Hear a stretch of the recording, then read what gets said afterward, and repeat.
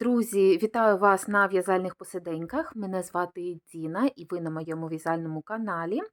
Сьогодні я покажу вам, як зв'язати ось такий симпатичний наборний край для ваших виробів. Я думаю, що можна застосовувати і для дитячих речей, і для дорослих, чому би і ні. І можна використовувати як із лицевою гладдю, так і з ажурними візерунками. Я вам покажу ось такий зразочок.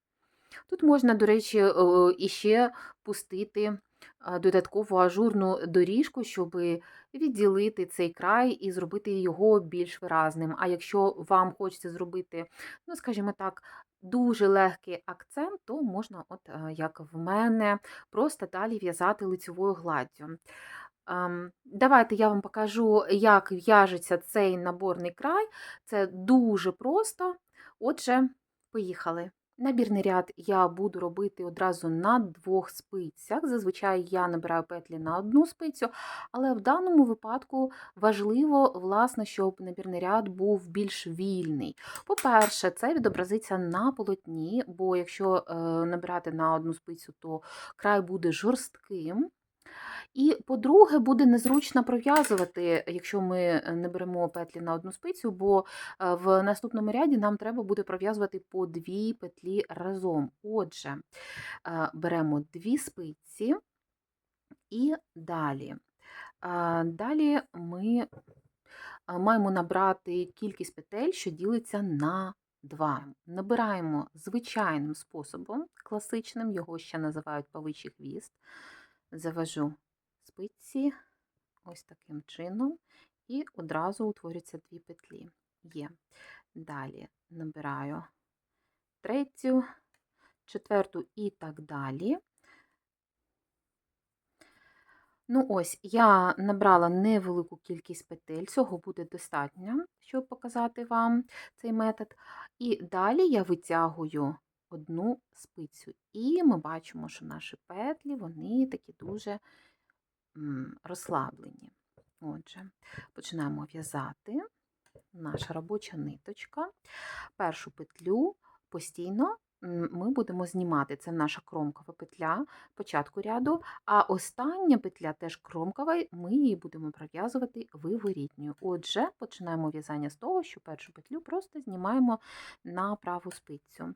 Далі нам треба пров'язати 2 петлі разом за задню стінку. Тож я ось таким чином проводжу спицю крізь 2 петлі і підхоплюю робочу ниточку, пров'язуючи лицьову за задню стінку петель.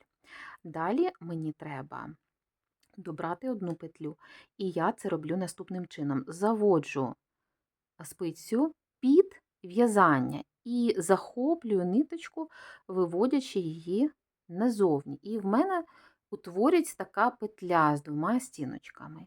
Все, ми її так трошки підтягуємо, не затягуємо, але і не робимо занадто повільною. Повторюємо, оце весь рапорт нашого першого ряду. Пров'язуємо 2 петлі разом за задню стінку і далі, заводячи спицю під в'язання, підхоплюємо робочу ниточку і виводимо назовні. Все. Так ми в'яжемо до кінця ряду. В мене залишилося 3 останні петлі, тож я завершую в'язання. Останній раз пров'язую 2 петлі разом і перед кромковою не забуваю додати петлю ось таким чином. І вже останню я виводжу ниточку перед роботою і пров'язую виворітню петлю. Все. Перший ряд ми пров'язали, перевертаємо в'язання на виворітній бік і в'яжемо другий ряд нашого рапорту. Першу кромкову петлю ми знімаємо, а далі ось ці петлі робимо наступне. Починаємо в'язати лицьову. Ось таким чином. Витягнули петлю, але не знімаємо її. Робимо накид. Ось таким чином. І далі 2 наступні петлі, ось цю не зняту, і наступну пров'язуємо за задню стінку разом. Отак, заводимо спицю, підхоплюємо робочу ниточку і витягуємо нашу петлю. Все, знімаємо. І далі, от кромкова наша, і 3 петлі утворилися.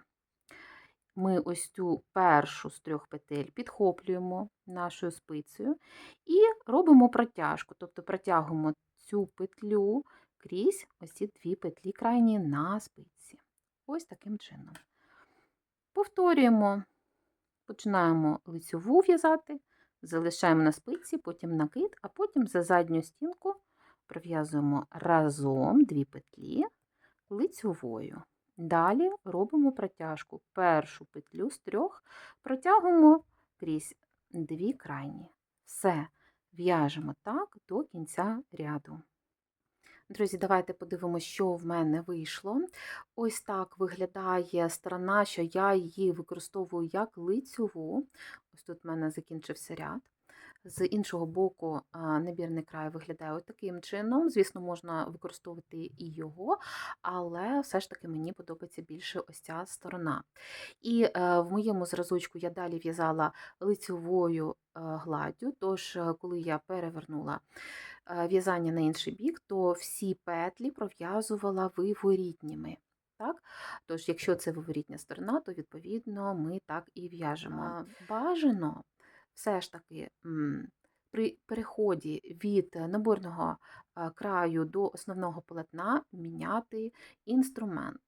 Краще на спиці на 0,25 мм більше, або на пів міліметра більше. Наприклад, якщо ви набираєте ось цей ряд на трійці, то основне полотно в'язати на 3,5 або принаймні спробувати у зразках, тому що ось цей край, він може, не завжди, але може бути ширшим за основне полотно. От в мене тут вже попране полотно і відпарене, і тут, в принципі, все лягло рівномірно, хоча до прання ось цей край був набагато ширший, тож я його розгладжувала і приводила до ладу.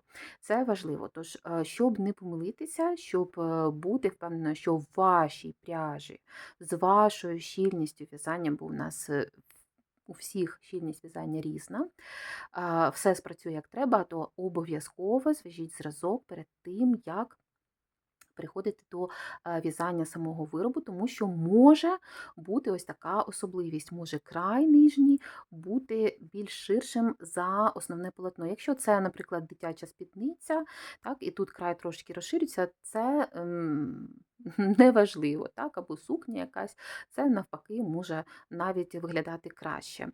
От, а якщо це виріб, де важливо рівномірність полотна, то обов'язково пересвідчіться, що все у вас в порядку, зв'яжіть зразок і підберіть коректно інструменти для того, щоб ось це співвідношення наборного ряду і основного полотна у вас було ідеальним.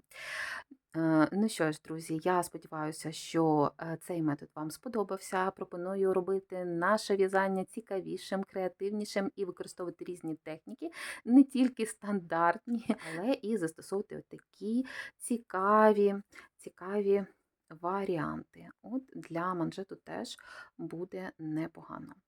Добре, якщо відео сподобалося, обов'язково тисніть лайк, пишіть ваші коментарі, що ще б ви хотіли бачити на каналі, можливо, якісь нюанси, техніки. Обов'язково все врахую. Ну і буду з вами на сьогодні прощатися. Побачимось зовсім скоро. До зустрічі. Па-па!